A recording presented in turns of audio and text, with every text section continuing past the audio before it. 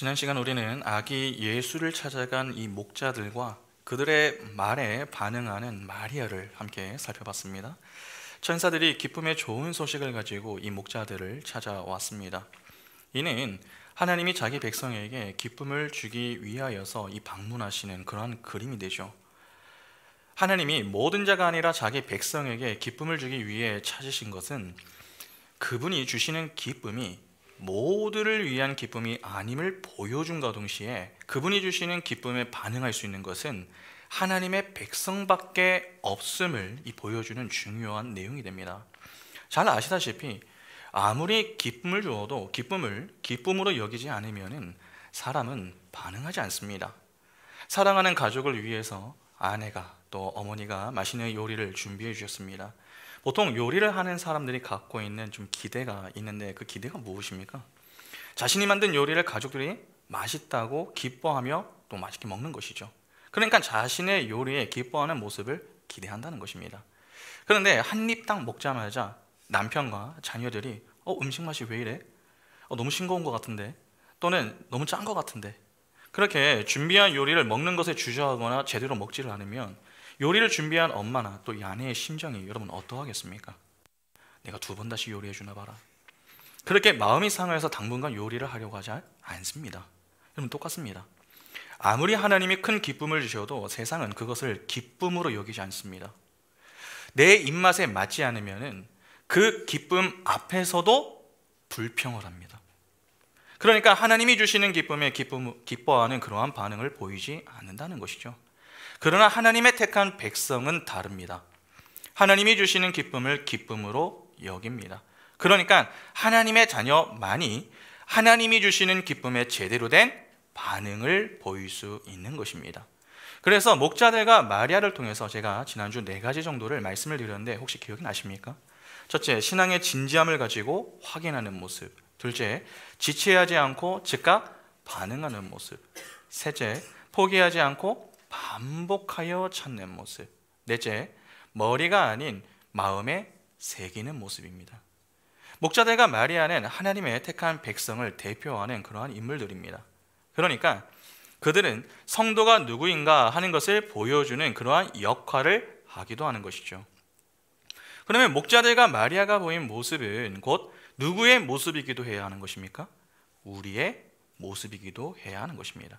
그러니까 이를 정리하면 이렇습니다. 하나님은 자기 백성에게 기쁨을 주십니다. 그런데 그분이 주시는 기쁨의 정체는 복음입니다. 그 복음이 주어지면 교회와 성도는 반응을 합니다. 그 반응이 곧 삶의 열매로 나타나게 되는 것이죠. 그 열매가 바로 성령의 열매인 것입니다. 그런데 주님은 자신과 연합된 자들이 맺게 될 그 열매에 대해서 이렇게 말씀하십니다. 요한복음 15장 5절부터 보시면은 나는 포도나무요 너희는 가지라. 그가 내 안에 내가 그 안에 거하면 사람이 열매를 많이 맺나니 나를 떠나서는 너희가 아무것도 할 수 없음이라. 사람이 내 안에 거하지 아니하면 가지처럼 밖에 버려져 마르나니 사람들이 그것을 모아다가 불에 던져 사르느니라. 너희가 내 안에 거하고 내 말이 너희 안에 거하면 무엇이든지 원하는 대로 구하라. 그리하면 이루리라. 너희가 열매를 많이 맺으면 내 아버지께서 영광을 받으실 것이요 너희는 내 제자가 되리라. 아버지께서 나를 사랑하신 것 같이 나도 너희를 사랑하였으니 나의 사랑 안에 거하라. 내가 아버지의 계명을 지켜 그의 사랑 안에 거하는 것 같이 너희도 내 계명을 지키며 내 사랑 안에 거하리라. 내가 이것을 너희에게 이름은 내 기쁨이 너희 안에 있어 너희 기쁨을 충만하게 하려 함이라. 하나님은 택한 백성의 인생의 열매를 풍성하게 맺게 만드십니다. 그 이유를 요한은 기쁨을 충만하게 하기 위해서다 그렇게 이야기합니다. 그러니까 복음이 주어지면은 성도는 복음으로 인한 기쁨이 자꾸 생겨나는 것이지 다른 것으로 기쁨이 생겨나는 것은 아닙니다. 오늘날 우리가 기쁨이 주어졌으나 기쁨을 누리지 못하는 이유는 어떠한 면에서 기쁨이 없기 때문이 아니라 잘못된 기쁨을 추구하고 있기 때문이다 그렇게 볼 수 있습니다. 기쁨이 주어졌다면 우리는 기쁨을 추구해야 합니다. 그런데 그 기쁨은 복음으로 인한 기쁨입니다. 하나님은 그러한 기쁨을 풍성하게 맺게 하십니다. 그러면 우리가 할 일은 무엇입니까? 우리가 할 일, 복음을 잘 믿는 것이죠. 그냥 믿는 것이 아닙니다. 잘 믿는 것입니다. 신앙의 진지함을 가지고 이 말씀이 하나님의 말씀인지 그 여부를 확인하는 모습이 있어야 합니다. 그 말씀이 분명한 하나님의 말씀이라면 자꾸 계산하며 머뭇거리지 않고 즉각 순종하고 내 손과 발을 움직일 수 있는 그러한 모습이 나와야 합니다. 때때로 실수하고 넘어질 수는 있습니다. 그러나 주저하지 않고 다시 일으켜 세워 걸어가게 하시는 하나님을 의지하며 끝까지 걸어가야 합니다. 그렇게 자꾸 복음을 머리가 아닌 마음에 새기며 내 삶으로 가져와 관념적인 신앙이 아닌 인격적인 신앙이 되도록 몸부림을 자꾸 쳐야 한다는 것이죠. 그 속에서 주어지는 것이 복음으로 인한 기쁨인 것입니다. 그러면 결국 우리가 우리 인생에서 기쁨이 충만하기 위해서는 항상 무엇을 신경 써야 하는 것입니까? 예수 그리스도를 아는 일에 최선을 다해야 하는 것입니다. 하나님을 아는 바른 지식을 추구하는 일이 그래서 중요한 것입니다. 그런 점에서 오늘 본문 역시 예수 그리스도를 이해하는데 상당히 중요한 내용을 다룹니다. 오늘 본문은 예수께서 할례를 받으시는 그러한 장면입니다. 먼저 본문 한번 보겠습니다. 누가복음 2장 21절 보시면 할례할 8일이 되매 그 이름을 예수라 하니 곧 잉태하기 전에 천사가 일컬은 바라라. 세례 요한과 같이 예수는 8일째에 할례를 받았습니다. 누가복음 1장 59절 보시면 8일이 되매 아이를 할례하러 와서 그 아버지의 이름을 따라 사가랴랴 하고자 하더니, 남자아이가 태어나면은 이 8일째에 가족들과 친척 그리고 주변 지인들이 보는 그 자리에서 할례를 냈습니다. 자녀의 할례를. 세례 요한이 그러한 관습에 따라서 할례를 받았죠. 그러면 예수 역시 이와 동일한 이유로 할례를 받았다, 그렇게 볼 수 있지 않겠습니까? 그런데 우리는 여기서 이런 좀 고민을 해볼 필요가 있습니다. 예수에게 할례가 필요한가 하는 것입니다. 여러분, 할례가 무엇입니까? 할례의 기원은 아브라함 때로 올라가야 됩니다. 처음 할례가 나오는 곳은 창세기 17장이죠. 창세기 17장 1절부터 보시면은 아브라함이 99세 때에 여호와께서 아브라함에게 나타나서 그에게 이르시되 나는 전능한 하나님이라. 너는 내 앞에서 행하여 완전하라. 내가 내 언약을 나와 너 사이에 두어 너를 크게 번성하게 하리라 하시니 아브라함이 엎드렸더니 하나님이 또 그에게 말씀하여 이르시되 보라, 내 언약이 너와 함께 있으니 너는 여러 민족의 아버지가 될지라. 이제후로는 내 이름을 아브라함이라 하지 아니하고 아브라함이라 하리니 이는 내가 너를 여러 민족의 아버지가 되게 함이니라. 내가 너로 심히 번성하게 하리니 내가 내게서 민족들이 나게 하며 왕들이 내게로부터 나오리라. 내가 내 언약을 나와 너 및 내 대대 후손 사이에 세워서 영원한 언약을 삼고 너와 내 후손의 하나님이 되리라. 내가 너와 내 후손에게 내가 거류하는 이 땅 곧 가나안 온 땅을 주어 영원한 기업이 되게 하고 나는 그들의 하나님이 되리라. 하나님이 또 아브라함에게 이르시되 그런즉 너는 내 언약을 지키고 내 후손도 대대로 지키라.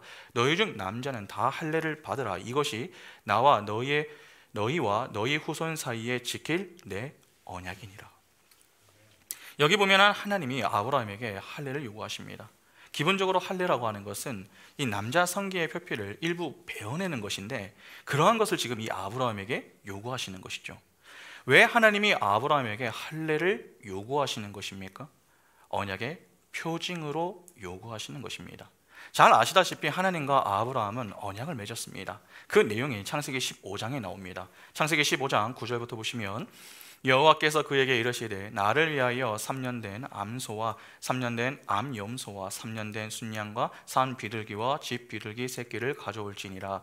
아브라함이 그 모든 것을 가져다가 그 중간을 쪼개고 그 쪼갠 것을 마주대하여 놓고 그 새는 쪼개지 아니하였으며 설개가 그 사체 위에 내릴 때에는 아브라함이 쫓았더라. 해질 때에 아브라함에게 깊은 잠이 임하고 큰 흑암과 두려움이 그에게 임하였더니 여호와께서 아브라함에게 이르시되 너는 반드시 알라. 내 자손이 이방에서 객이 되어 그들을 섬기겠고 그들은 400년 동안 내 자손을 괴롭히리니 그들이 섬기는 나라를 내가 징벌할지며 그 후에 내 자손이 큰 재물을 이끌고 나오리라. 너는 장수하다가 평안히 조상에게로 돌아가 장사될 것이요 내 자손은 4대 만에 이 땅으로 돌아오리니 이는 아모리 족속의 제약이 아직 가득 차지 아니함이니라 하시더니 해가 져서 어두울 때에 연기나는 화로가 보이며 타는 횃불이 쪼갠 고기 사이로 지나더라. 이 장면이 하나님과 아브라함이 맺는 그 유명한 횃불 언약입니다. 고대 시대부터 언약을 맺을 때에는 두 사람이 동물을 쪼개어서 양쪽에 딱 섰습니다. 동물을 쪼개는 것은 언약을 어기면은 그 쪼개진 동물과 같이 된다라고 하는 것을 보여주기 위해서였습니다. 그렇게 쪼갠 동물 사이로 한 사람이 지나갑니다. 그런데 이때 그 사이를 지나가는 사람은 주로 힘이 있는 자보다는 힘이 없는 자였습니다. 왜냐하면 아무래도 언약을 어길 가능성이 더 높은 쪽은 힘이 있는 쪽보다는 힘이 없는 쪽이었기 때문이죠. 그러면 사람들끼리 맺는 언약도 그러하다면 지금은 어떻겠습니까? 지금의 언약은 신과 인간이 맺는 언약입니다. 그러면 쪼갠 동물 사이를 누가 지나가야 합니까? 하나님이 아니라 아브라함이 지나가야 됩니다. 아브라함보다 강한 힘을 지닌 존재가 하나님 아닙니까? 피조물이 어떻게 창조주를 이깁니까? 그러니까 피조물인 아브라함이 쪼개진 동물 사이를 지나가는 것이 정상입니다. 그러나 성경을 보면은 불이 그 사이를 지나갔다 그렇게 말씀하죠. 이는 하나님이 그 사이를 지나갔다라고 하는 말입니다. 이는 상당히 충격적인 모습입니다. 왜냐하면 그 사이를 지나가면 곧 내가 이 언약을 지키지 않을 경우에 저 쪼개진 동물과 같이 되겠다라고 하는 자기 저주에 해당하는 그러한 모습이 되기 때문에 그렇습니다. 여러분, 하나님은 자신을 저주하실 수 있는 분이십니까? 저주하실 수 없는 분이십니다. 그런데 하나님이 자기 저주로 그 쪼개진 동물 사이로 지나가셨습니다. 이는 무엇을 의미하는 것입니까? 하나님이 하신 약속을 반드시 지키시겠다라고 하는 강한 의지를 그 자리에서 천명하신 것입니다. 그러니까 내가 너에게 자녀를 주겠다고 한 그 약속은 절대 실패되지 않는다. 그것을 몸소 보여주신 것입니다. 그러면 아브라함이 이제 할 일은 무엇입니까? 믿음의 확신을 가지고 하나님의 그 약속을 믿는 것이죠. 그것이 그가 할 일이었습니다. 그러나 아브라함은 어떻습니까? 하나님을 온전히 믿지 못했습니다. 그 결과로 생겨난 문제가 무엇입니까? 하갈과의 동침으로 그가 이스마엘을 낳고 그로 만족하려고 하는 문제가 발생하죠. 그것이 창세기 16장의 내용이고 이후 17장에서 하나님이 아브라함에게 찾아와서 할례를 요구하시는 것입니다. 그래서 할례를 요구하기 이전에 하나님이 그에게 무엇부터 말씀하십니까? 창세기 17장 1절을 다시 한번 보시기 바랍니다. 아브라함이 99세 때에 여호와께서 아브라함에게 나타나서 그에게 이르시되 나는 전능한 하나님이라 너는 내 앞에서 행하여 완전하라. 뭐라고 하십니까? 나는 전능한 하나님이라 너는 내 앞에서 행하여 완전하라. 하나님이 아브라함에게 하나님의 전능함을 강조하며 그에게 완전할 것을 말씀하십니다. 그러니까 하나님이 보시기에 그의 모습은 완전함과는 거리가 매우 멀었다라고 하는 이 책망이 담긴 말씀을 먼저 주셨던 것입니다. 그리고 그에게 요구하셨던 것이 할례입니다. 할례는 생식기의 일부를 베어내는 것입니다. 이는 쪼개지는 것인데 여러분 무엇이 좀 생각나지 않으십니까? 바로 횃불 언약입니다. 그 횃불 언약을 상기시키기 위해서 하나님이 요구하셨던 것이 할례입니다. 그런데 그 언약을 상기시키기 위해서 쪼개게 하신 것이 생식기의 일부입니다. 당시 사람들은 생식기를 생명으로 여겼습니다. 그러면 여러분 생식기를 잘라내게 되면 어떻게 되는 것입니까? 생명을 잃는 것이죠. 이는 죽음을 의미하는 것입니다. 그러니까 지금 하나님은 아브라함에게 죽음을 요구하시는 것이죠. 생명을 주시겠다고 하시는 분이 왜 죽음을 요구하십니까? 참 생명은 인간이 만들어내는 것이 아니라 하나님이 주시는 것임을 교훈하기 위해서입니다. 그러니까 생명은 너에게 있는 것이 아니라 내게 있는 것이다. 그것을 믿느냐? 그것이 할례가 담고 있는 의미인 것입니다. 그러니까 하나님은 아브라함에게 할례를 통해서 그의 믿음을 요구하셨던 것이죠. 그 믿음으로 확인받는 것이 바로 언약 백성의 표시인 것입니다. 그러니까 할례 자체가 중요한 게 아니라 그 속에 담긴 의미가 중요한 것입니다. 이때부터 할례는 여러분 정결 예식이 되었습니다. 레위기 12장 3절 보시면 8째 날에는 그 아이의 포피를 벨 것이요. 하나님과 언약을 맺은 언약 백성에게 필요한 것이 바로 이 할례였습니다. 그러면 생각해 보시기 바랍니다. 여러분, 하나님이 할례를 누구에게 요구하십니까? 하나님의 백성입니다. 그 백성의 믿음을 보기 위해서 요구하시는 것이 할례입니다. 그러면 예수는 어떻습니까? 예수는 하나님의 언약 백성입니까? 그렇지 않습니다. 그분은 백성이 아니라 왕입니다. 하나님이시죠. 그러면 예수는 할례가 필요한 분이십니까? 아니면 필요하지 않으신 분이십니까? 필요하지 않으신 분이십니다. 그러나 그럼에도 불구하고 그분은 할례를 받으셨습니다. 이는 어떠한 이유가 있음을 교훈해 주는 것이죠. 할례가 정결 예식이라고 하는 것이 여러분 율법과 관련이 있다고 하는 사실을 조금 주목할 필요가 있습니다. 여러분, 오늘 본문을 그냥 문자적으로 이해를 하거나 상황적으로 이해하시면 안 됩니다. 그 당시 생후 8일밖에 되지 않은 이 아이가 무엇을 알겠는가? 힘도 없는데 당연히 할례를 받아야 하지 않았겠는가? 당시 관습에 따라 자신의 선택과 무관하게 받을 수밖에 없는 그러한 상황이었다. 그렇게 이해를 하시면 안 된다는 것입니다. 예수는 힘이 없어서 할례를 무기력하게 받으신 것이 아닙니다. 오히려 그분이 할례를 거부하지 않았다고 보아야 합니다. 무슨 말입니까? 예수가 왜 할례를 거부하지 않았다는 말입니까? 히브리서 2장 17절 보시면 그러므로 그가 범사에 형제들과 같이 대심이 마땅하도다. 이는 하나님의 일에 자비하고 신실한 대제사장이 되어 백성의 죄를 속량하려 하심이라. 여러분, 여기 보면 예수가 할례를 받은 이유를 정확하게 보여줍니다. 예수께서 이 땅에 오신 이유를 잘 한번 생각해 보시죠. 참 왕이신 그분이 여러분 이 땅에 왜 오셨습니까? 자기 백성의 구원을 위해서입니다.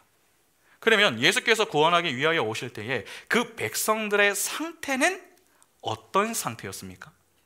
율법 아래에 놓인 상태였죠.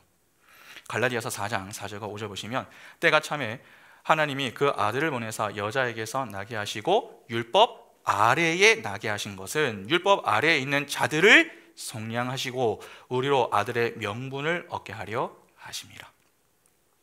그렇죠? 잘 아시다시피 하나님이 시내산에서 이스라엘에게 율법을 주셨습니다. 그게 십계명입니다. 하나님이 그들에게 율법을 주신 것은 그 율법을 지켜서 의인이 되라고 주신 것이 아니었습니다. 율법을 다 지키면 의인이 되지만 하나라도 지키지 못할 경우에 의롭다 여김을 받지 못한다, 그렇게 말씀을 주셨습니다. 스스로의 힘과 능력으로는 그 율법을 지킬 수 없는 존재임을 자각하고 하나님의 은혜를 구하라고 주신 것이었습니다. 다시 말해서 보이는 율법을 통해서 보이지 않는 하나님을 소망하라고 주신 것이 율법이었습니다.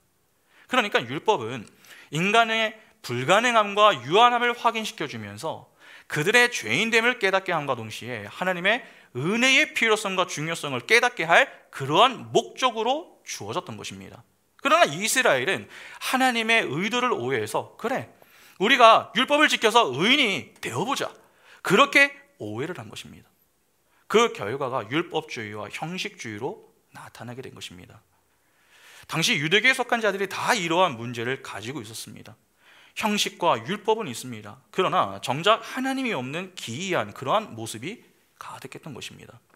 바로 그러한 유대교의 자리에 있는 무리 가운데 자기 백성을 구원해 내기 위해 오신 분이 예수입니다. 예수는 하나님이십니다. 그러면 그분이 오신다고 바로 구원할 수 있습니까? 그렇지 않습니다.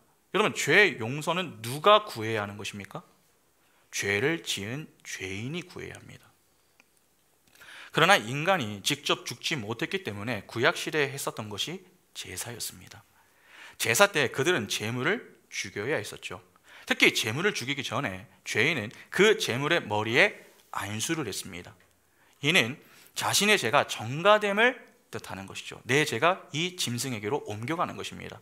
그렇게 죄인은 그 짐승이 찢겨 죽는 그 모습을 통해서 자신이 그렇게 죽어야 했음을 생각하면서 회개를 했습니다. 그러면 예수를 생각해 보시기 바랍니다. 그분은 죄인들을 대신할 수는 있습니다.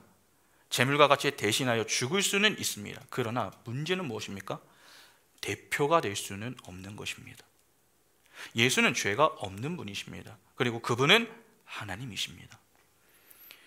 죄인과는 완전히 다른 조건을 가지고 계신 것이죠. 그러면 대신한다고 해도 의미가 없는 것입니다. 적어도 같은 성격을 지닌 상태에서 해야 의미가 생깁니다. 그러면 예수가 그들을 대신하고 대표하기 위해서는 어떻게 해야 합니까? 그들과 똑같은 그러한 위치로 내려오셔야 하는 것입니다. 그래서 예수께서 성육신을 하신 것이죠. 당시 사람들은 모두 율법 아래에 있었습니다. 때문에 율법 아래에서 율법을 지키시는 그러한 분이 되셔야 하는 것입니다. 그러니까 할례는 받아도 되고 안 받아도 되는 선택의 문제가 아니었던 것이죠. 반드시 받으셔야 했습니다. 왜냐하면 당시 이스라엘은 할례에서부터 모든 것이 시작되었기 때문에 그렇습니다. 그래서 예수께서도 나신 지 8일째에 할례를 받으신 것입니다. 그리고 그분의 공생의 시절에 모든 율법을 다 지키셨죠. 구약에서 모든 율법을 지키는 자는 의롭다 여김을 받는다고 했습니다. 예수는 모든 율법을 온전하고 완벽하게 수행하셨습니다. 이는 예수만이 참 의인임을 증거함과 동시에 그분만이 진정한 구원자가 되신다라고 하는 사실을 보여주는 매우 중요한 내용이 되는 것입니다. 성경은 이 땅에 의인이 한 사람도 없음을 분명히 교훈하고 있습니다.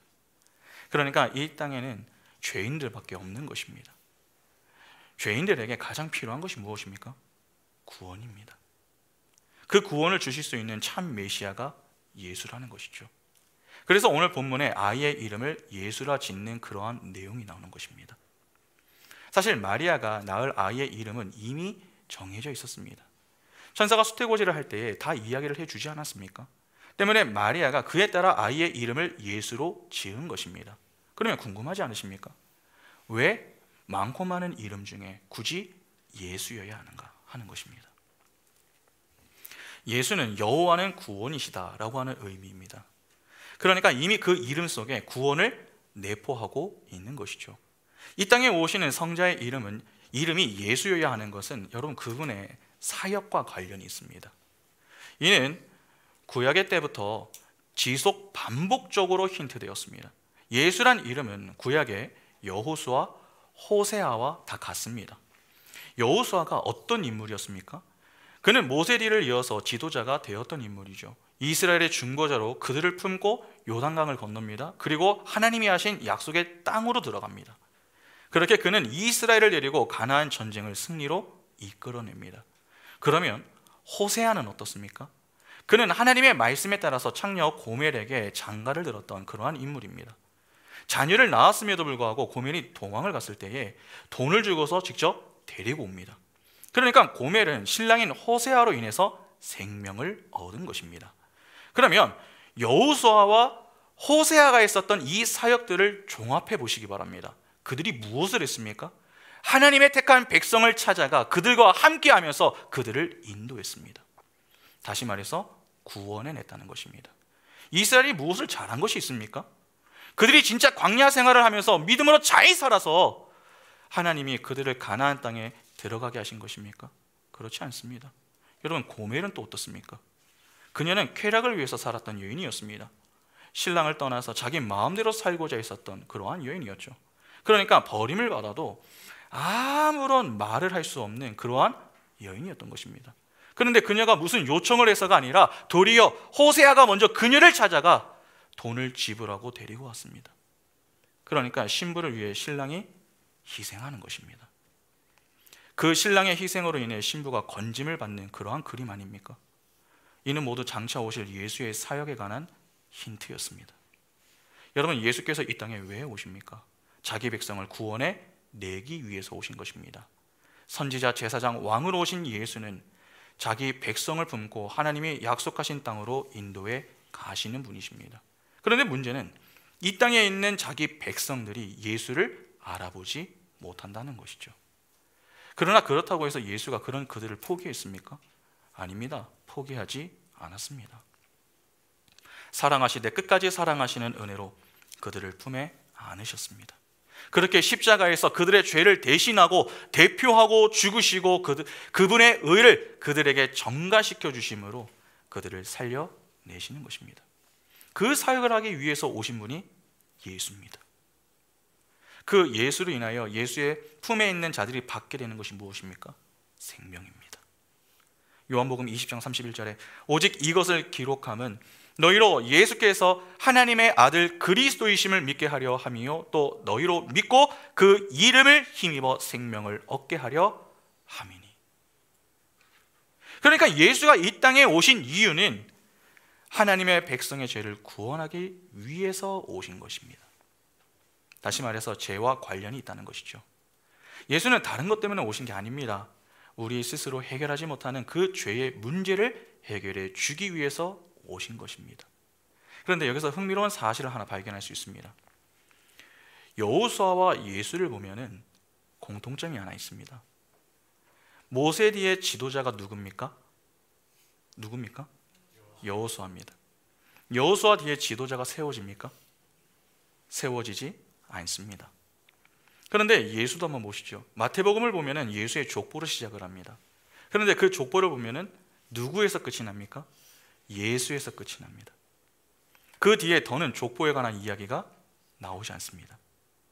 여호수아 뒤에 새로운 지도자가 세워지지 않는 그림과 똑같지 않습니까?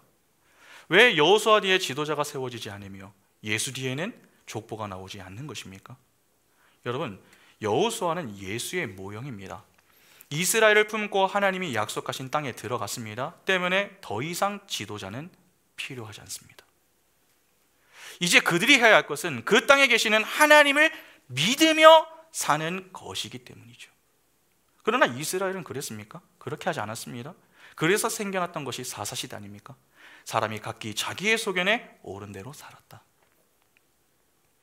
하나님의 품을 떠난 인간의 유연함과 한계를 보여주는 그 시대가 바로 사사시대였습니다. 동시에 참된 메시아의 필요성과 중요성을 교훈해주는 시대이기도 했죠. 그래서 메시아의 계보가 필요했습니다. 그런데 하나님이 약속하신 메시아, 즉 예수가 오셨습니다. 때문에 이제는 더 이상 족보가 필요하지 않은 것입니다.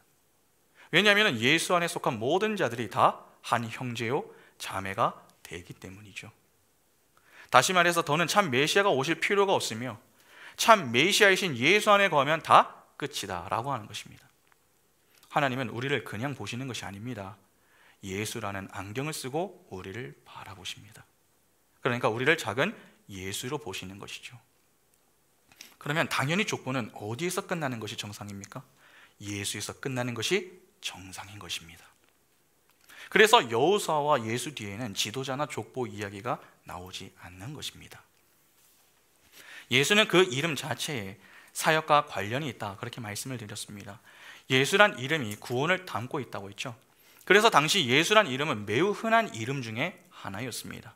시대마다 여러분 유행하는 이름들이 있지 않습니까? 그 당시 남자아이에게는 예수란 이름을 지어주었고 여자아이에게는 마리아라고 하는 이름을 지어줬습니다. 그것이 그 당시 유행하던 이름이었습니다. 그러니까 하느님은 당시 사람들에게 가장 인기를 끌었었던 이름인 예수란 이름을 허락하신 것입니다. 이상하지 않으십니까? 사람들의 이목을 끌기 위해서는 어떤 이름을 주시는 것이 좋은 것입니까? 남들이 잘 쓰지 않는 독특한 이름이죠. 그러나 하나님은 오히려 사람들이 당시 좋아하고 또 흔했던 이름인 예수란 이름을 사용하셨습니다. 그 이유가 무엇일까요? 여러분, 사람들이 예수란 이름을 선호했다라고 하는 것은 이 어떤 이유가 있기 때문 아닙니까? 예수란 이름은 여호와는 구원이시다, 즉 구원과 관련이 있다고 했습니다. 그러면 평소 사람들은 무엇에 관심을 두고 살았다라고 하는 것을 알 수 있습니까? 구원에 관심이 많았다라고 하는 것을 알 수가 있습니다. 그런데 여기서 중요한 게 있습니다. 사람이 기대한 구원이 무엇인가 하는 것입니다. 세상 사람들이 기대한 구원은 성경이 교훈하는 구원과 같을까요? 그렇지 않습니다. 성경이 교훈하는 구원은 죄에서의 구원입니다. 그러나 사람들은 죄에서의 구원에는 별로 관심이 없었습니다. 역사적 배경을 잘 한번 생각해 보시죠. 당시 이스라엘이 어떻게 지내고 있었습니까? 로마의 압제 속에서 억압을 받으면서 지냈습니다. 이스라엘은 자주 독립에 대한 열망이 대단히 강했습니다. 특히 이스라엘은 힘든 시기를 상당히 오래 지내고 있었죠. 아수르에서부터 바벨론, 페르시아, 하스모니안 왕조, 셀류커스 왕조, 그리고 로마까지 암흑기를 상당히 오랜 기간 지금 지내고 있습니다. 이 중에 가장 힘들었었던 때는 단연 셀류커스 때였습니다. 안티오쿠스 에피파네스 4세를 기억하십니까? 이 매우 잔인하고 폭력적인 그런 인물이었습니다. 그는 유대인들을 실제로 말살하려고 하는 계획을 가지고 있었던 자였습니다. 그래서 그는 이스라엘 사람들이 가장 거룩하게 여기는 그 성전에 제우스 신상을 두고 가장 부정하게 여겼던 돼지 고기를 먹게 했습니다. 그리고 그것을 어길 경우에 그 자리에서 바로 사람을 죽였습니다. 제사나 절개 등 마음대로 할 수 있는 것이 하나도 없었습니다. 그러한 세월을 지나는 것이 어떻게 편하고 좋을 수 있었겠습니까? 그러한 가운데 유다 마카비의 등장으로 성전을 탈환하는 사건이 일어납니다. 사람들에게는 시대적인 영웅이 출현한 것이나 다름이 없었습니다. 그 이후 사람들은 유다 마카비와 같은 메시아가 오기를 학수고대야 했죠. 지금 그들의 삶은 로마로 인해서 열악합니다. 그래서 그들의 열망을 담아 자녀가 태어나면 그 이름을 예수라고 지었던 것입니다. 그러면 당시 사람들이 기대한 구원은 어떤 구원입니까? 적어도 죄에 대한 구원은 아니겠죠. 왜냐하면 이스라엘은 이미 죄로부터는 그들이 구원을 받았다, 그렇게 여겼기 때문에 그렇습니다. 아브라함의 자손입니다. 그래서 할례를 받았고 이에 그들은 언약 백성이라는 확신을 가지고 있었습니다. 이에 그들은 다른 구원을 기대했던 것이죠. 바로 로마의 압제에서 벗어나는 것이었습니다. 무너진 다윗의 나라를 재건하여 누구에게도 무시받지 않는 강한 나라가 되는 것. 더는 배고프지 않은 상태, 즉 육적 배부름과 만족이 주어지는 것. 내가 원하는 소원이 이루어지고 문제가 해결이 되는 만사 형통, 무사 안일의 상태를 추구하는 이 땅의 구원을 추구했던 것입니다. 그러나 하나님은 예수를 통해 하나님이 주실 구원은 그러한 구원이 아님을 교훈해 주시는 것입니다. 하나님은 사람들이 염원하는 이름인 예수를 통해서 내가 주는 구원은 너희가 기대하는 그러한 구원이 아니다, 그것을 천명하시는 것입니다. 너희는 이 땅의 구원을 기대하지만 너희에게 필요한 구원은 그러한 것이 아니라 죄로부터의 구원이다, 그것을 교훈하시는 것이죠. 성경은 구원을 죄와 관련하여 사용합니다. 왜냐하면 모든 문제는 다 죄로 인해 생겨난 결과들이기 때문에 그렇습니다. 여러분, 성경에서 말하는 의는 관계 용어입니다. 의가 상실된 사건이 바로 선악과 사건 아닙니까? 그러니까 죄 역시 관계 용어에 해당한다, 그렇게 볼 수 있습니다. 선악과 사건으로 아담과 하와가 하나님과의 관계가 깨졌습니다. 하나님과의 관계가 깨졌다라고 하는 것은 곧 그들이 생명을 상실했다라고 하는 것을 의미하죠. 그러면 어떻게 되는 것입니까? 생명을 잃었으니까 죽는 것입니다. 그래서 죄의 삭은 사망이다, 그렇게 말씀하는 것입니다. 시편 130편 7절과 8절을 보시면은 이스라엘아 여호와를 바랄지어다, 여호와께서는 인자하심과 풍성한 속량이 있음이라, 그가 이스라엘을 그의 모든 죄악에서 속량하시리로다. 여기 속량이라고 하는 말이 나오는데 이는 죄와 밀접한 관련이 있는 그런 용어입니다. 풍요, 행복에 관한 단어가 아닙니다. 그러나 이스라엘은 죄에 대한 심각성을 인지하지 못했습니다. 그냥 행복의 절정 정도로만 구원을 생각하고 있었던 것이죠.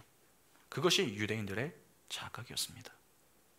그러니까 예수란 이름은 진짜 구원이 무엇인가? 바로 죄로부터의 구원이다, 이를 교훈해 주는 내용이 되는 것입니다. 그런데 예수란 이름과 관련하여서 하나 더 살펴볼 내용이 있습니다. 예수란 이름은 자기 친 백성이 있음을 보여줍니다. 마태복음 1장 21절을 보시면은 아들을 낳으리니 이름을 예수라 하라, 이는 그가 자기 백성을 그들의 죄에서 구원할 자이심이라 하니라. 여기 보면은 예수는 구원자다, 그렇게 밝히고 있습니다. 그런데 모든 자의 구원자가 아닙니다. 자기 백성을 구원하기 위해 오신 분이 예수입니다. 그러면 여러분, 여기서 말하는 백성이란 어떤 백성입니까? 민족적 이스라엘입니까? 분명 성경은 민족적 이스라엘의 역사에 관한 이야기가 나옵니다. 그것이 구약 아닙니까? 이에 적지 않은 분들이 지금까지도 민족적 이스라엘이 되려고 하는 경향이 있습니다. 민족적 이스라엘이 진짜 구원받은 백성이다, 그렇게 보기 때문이죠. 그러나 그렇지 않습니다. 하나님이 민족적 이스라엘을 등장시킨 이유는 그들만을 구원하기 위해서가 아니라 구속사를 설명하기 위한 도구로 사용하기 위해서입니다. 그리고 민족적 이스라엘이 진짜 하나님의 택한 백성이라고 보기는 여러분 매우 어렵습니다. 요한복음 1장 10절부터 13절 보시면 그가 세상에 계셨으며 세상은 그로 말미암아 지은 바 되었으되 세상이 그를 알지 못하였고 자기 땅에 오매 자기 백성이 무엇을 하랍니까? 영접하지 아니하였으나 영접하는 자 곧 그 이름을 믿는 자들에게는 하나님의 자녀가 되는 권세를 주셨으니 이는 혈통으로나 육적으로나 사람의 뜻으로 나지 아니하고 오직 하나님께로부터 난 자들이니라. 예수가 이 땅에 성육신하심으로 오셨습니다. 자기 백성의 구원을 위하여 왕이 오셨습니다. 그러나 그 왕을 믿는 자들이 있었습니까? 극히 일부만 믿었습니다. 절대 다수가 믿지 않았습니다. 그리고 예수는 다른 이들의 손에 의해서 죽임을 당한 것이 아닙니다. 민족적 이스라엘의 손에 의해서 죽임을 당하였습니다.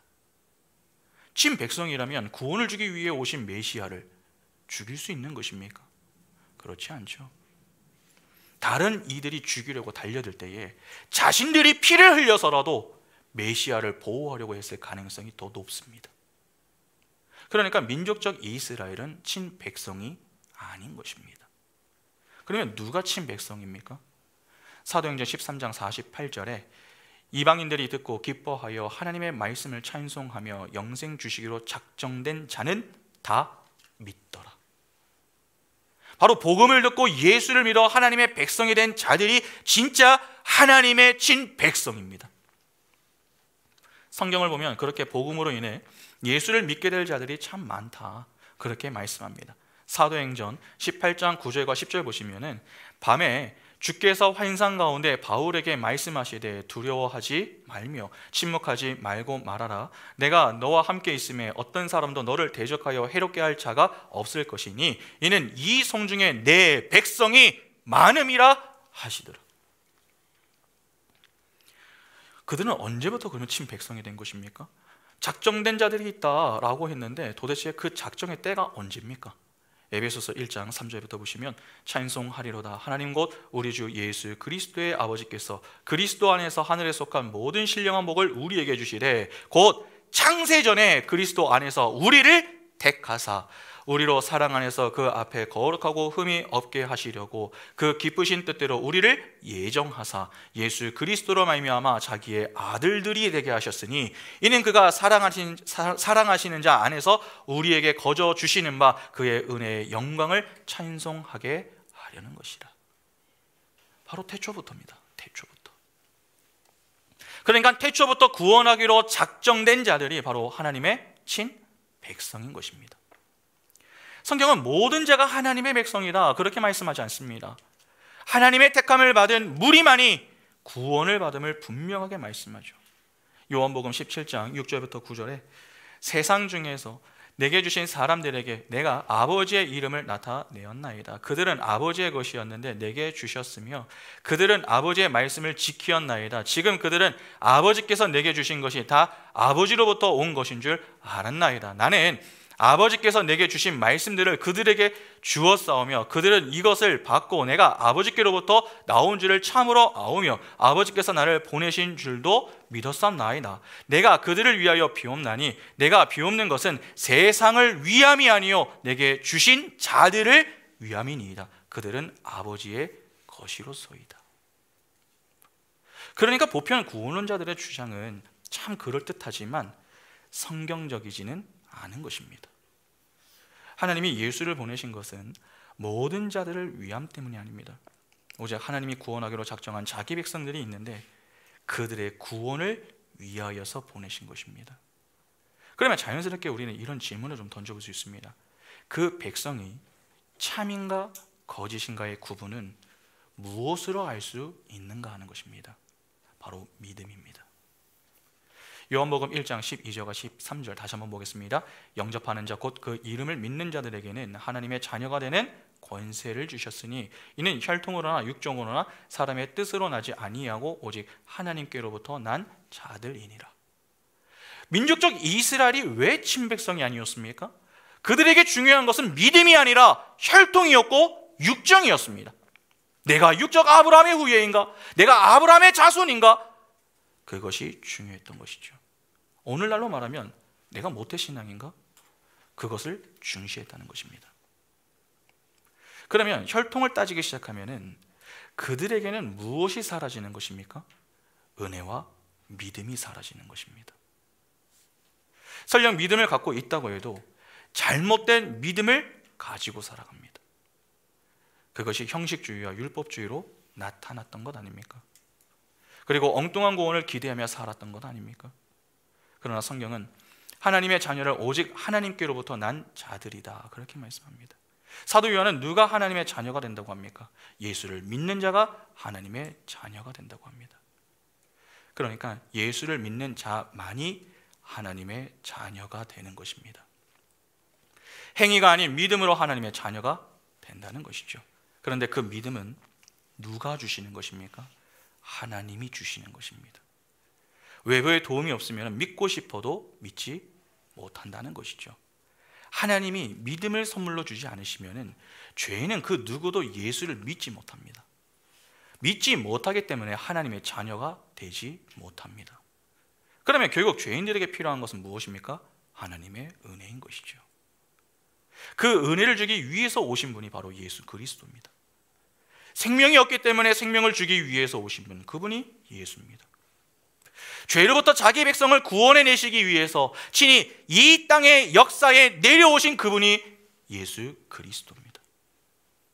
우리가 무엇 하나 잘한 것이 없는데 그분이 일방적인 은혜로 찾아오셨습니다.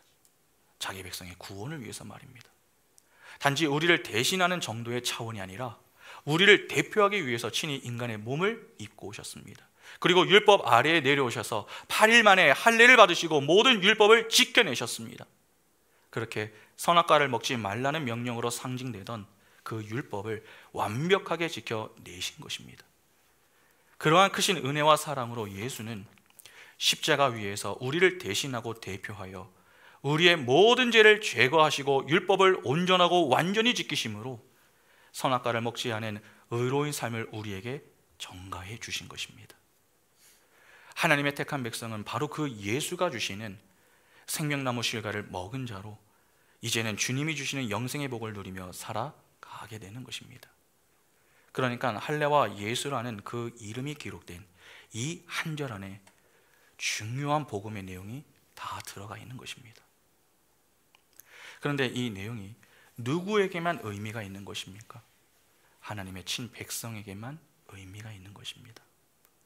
하나님의 백성이 아닌 자들에게는 예수가 8일째에 할례를 받은 것도 아예 이름을 예수라 지은 것도 별로 크게 와닿지 않습니다. 아, 그냥 그렇구나. 8일째에 할례를 받았고 이름을 예수라고 지었구나. 그 정도의 무미건조한 반응으로 끝나게 되는 것입니다. 그러나 하나님의 백성들에게는 어떻습니까? 하나님이신 성자 하나님이 자기 백성을 대신하고 대표하기 위해서 성육신하셔서 할례를 시작으로 율법을 지키시며 자기 백성을 온전하고 완벽하게 구원해 내시는 예수로 오신 그 사실에 벅찬 감격이 밀려오는 것입니다. 그러니까 복음에 합당한 반응이 일어나며 감격과 감동으로 인해 감사와 찬양이 흘러나오게 된다는 것입니다. 여러분, 오해하지 마시기 바랍니다. 예배당에 나와 있다고 해서 모두가 알곡인 것은 아닙니다. 가라지도 있습니다. 성경은 모두가 주여 주여 한다고 다 천국에 간다고 그렇게 말씀하지 않습니다. 마태복음 7장 21절부터 보시면 나더러 주여 주여 하는 자마다 다 천국에 들어갈 것이 아니요 다만 하늘에 계신 내 아버지의 뜻대로 행하는 자라야 들어가리라. 그 날에 많은 사람이 나더러 이르되 주여 주여 우리가 주의 이름으로 선지자 노릇하며 주의 이름으로 귀신을 쫓아내며 주의 이름으로 많은 권능을 행하지 아니하였나이까 하리니 그때 내가 그들에게 밝히 말하되 내가 너희를 도무지 알지 못하니 불법을 행하는 자들아 내게서 떠나가라 하리라. 오늘 우리는 어떻게 이 복음에 반응하는 자들이 되었습니까? 모태신앙으로 교회를 다니고 있기 때문입니까? 교회를 오래 다녔기 때문에 반응한다고 생각하며 직분이 있기 때문에 반응한다고 여기십니까? 그렇지 않습니다. 하나님이 태초부터 구원하기로 작정한 자들이기 때문에 매주 매시간 복음을 주실 때에 그 말씀에 반응할 수 있는 것입니다. 여러분, 교회를 다니기 때문에 구원을 받는 것이 아닙니다. 예수 그리스도를 믿음으로 구원을 받는 것입니다. 오늘 우리가 예수 그리스도로 인하여 하나님을 믿어 하나님의 자녀가 된 자들이 맞다면 어떠해야 하는 것입니까? 우리의 궁극적인 관심은 죄에 있어야 합니다. 왜냐하면 하나님이 예수 그리스도를 보내신 이유가 바로 죄와 관련이 있기 때문입니다. 그런 점에서 오늘 우리의 문제는 다른 것에 있지 않습니다. 죄에 별로 관심이 없다고 하는 사실이 있습니다. 아닙니다. 하나님이 보내신 자 예수 그리스도로 인해 구원을 받은 자가 분명하다면 우리는 무엇보다 죄에 대해 민감하게 반응해야 합니다. 죄에 민감해져야 분별력이 생깁니다. 분별력을 가지고 살아야 거룩을 추구할 수 있는 것입니다. 그러면 결국 우리는 어디에 사활을 걸어야 하는 것입니까? 설교 시간입니다. 죄의 비참과 복음의 필요성과 중요성, 그리고 거룩에 대한 모든 내용이 다 선포되는 시간이 설교 시간입니다. 그러면 우리는 다른 시간은 몰라도 적어도 이 시간, 설교 시간만큼은 최대한 집중하고 선포되는 말씀을 놓치지 않기 위해서 노력을 해야 하는 것이죠. 기도로 준비하고 말씀을 이성이 아닌 믿음으로 받으며 그의 합당한 반응인 찬양으로 하나님께 영광을 돌릴 수 있어야 합니다. 그 모든 것이 담긴 시간이 바로 예배 시간입니다. 예배는 가볍게 하는 것이 아닙니다. 진지하게 해야 하는 것입니다. 그 예배, 우리가 실패하고 있다면 우리는 아무리 훌륭한 목사가 와서 복음을 전해도 반응을 보이지 않을 가능성이 매우 높습니다. 왜냐하면 우리의 관심 자체가 다른 곳에 있기 때문이죠. 그러나 우리가 제대로 된 하나님의 자녀가 분명하다면 복음이 선포되는 그 시간이 가장 행복하고 즐거울 것입니다.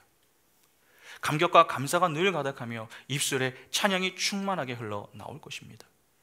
그런 자들이 죄에 대해 민감해지는 것이며 동시에 의에 대해 거룩을 추구하는 하나님의 자녀된 인생을 살아갈 수 있는 것입니다. 오늘 우리는 이 한 절 속에 담긴 진리, 즉 복음의 이야기를 들으면서 어떠한 마음이 듭니까?